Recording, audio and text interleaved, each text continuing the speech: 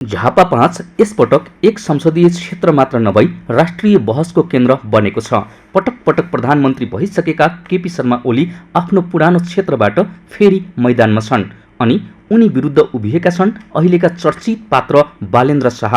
दुवै प्रभावशाली र आआफ्नो शैलीमा आक्रामक नेताका रूपमा चिनिन्छन्। त्यसैले यो प्रतिस्पर्धा सामान्य चुनावी भिडन्त भन्दा धेरै माथि उठेको छ।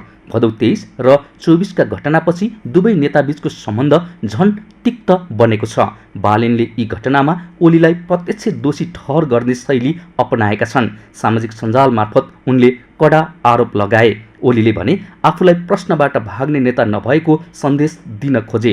झापा 5 मा आयोजित सार्वजनिक बहस कार्यक्रममा सहभागी भएर उनले लोकतन्त्रमा प्रश्नको सामना गर्नु पारदर्शिताको सङ्केत भएको बताए। यसले उनी रणनीतिक रूपमा आफूलाई खुला र आत्मविश्वासी देखाउन चाहन्छन् भन्ने सन्देश दिन्छ। बालेन भने सो बहसमा सहभागी भएनन्। उनको तर्क आफू जनतासँग घर दैलोमा प्रत्यक्ष संवाद गरिरहेको भन्ने थियो। यद्यपि ओलीको पछिल्लो अभिव्यक्ति भने संयमित देखियो। उनले निर्वाचनलाई देश बनाउने र भत्काउने बीचको जनमत सङ्ग्रह भने। युवा ऊर्जा र अनुभवको सन्तुलन आवश्यक भएको तर्क गरे। यसले उनी आफूलाई स्थायित्व र अनुभवको प्रतीकका रूपमा उभ्याउन खोजिरहेका छन् भन्ने देखिन्छ। बालेनको शैली फरक छ।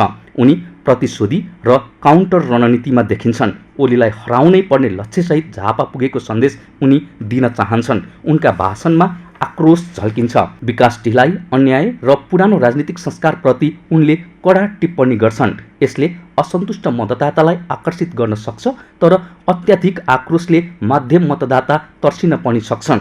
यही बीच काङ्ग्रेस सभापति गगन थापाले आफूलाई फरक शैलीमा प्रस्तुत गरिरहेका छन्।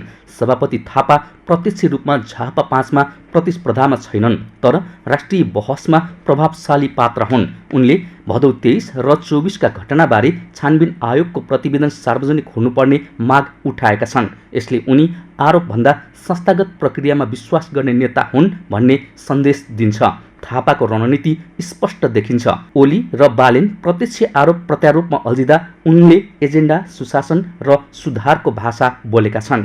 गठबन्धन संस्कारले राजनीतिक बिगारेको भन्दै काङ्ग्रेसले अब भागबण्ड नगर्ने प्रतिबद्धता व्यक्त गरेका छन्। राजनीतिक नियुक्तिमा समेत पारदर्शिता अपनाउने बाचा गरेका छन्। यसले उनी आफूलाई दीर्घकालीन स्थिरता र नीतिगत सुधारका पक्षधरका रूपमा उभ्याउन खोजिरहेका छन्। झापा 5 को चुनाव अब दुई व्यक्तिको भिडन्त मात्र नभई तीन फरक राजनीतिक शैलीको प्रतिस्पर्धा देखिएको छ। ओलीको अनुभव र संस्थागत दाबी, बालेनको आक्रोश र परिवर्तनको नारा अनि गगनको संयमित एजेन्डामुखी प्रस्तुति। मतदाताले कुन शैली रोज्छन् भन्ने प्रश्न महत्त्वपूर्ण बनेको छ। यदि चुनाव प्रतिशोधमा केन्द्रित रह्यो भने मुद्दा ओझेलमा पर्न सक्छ।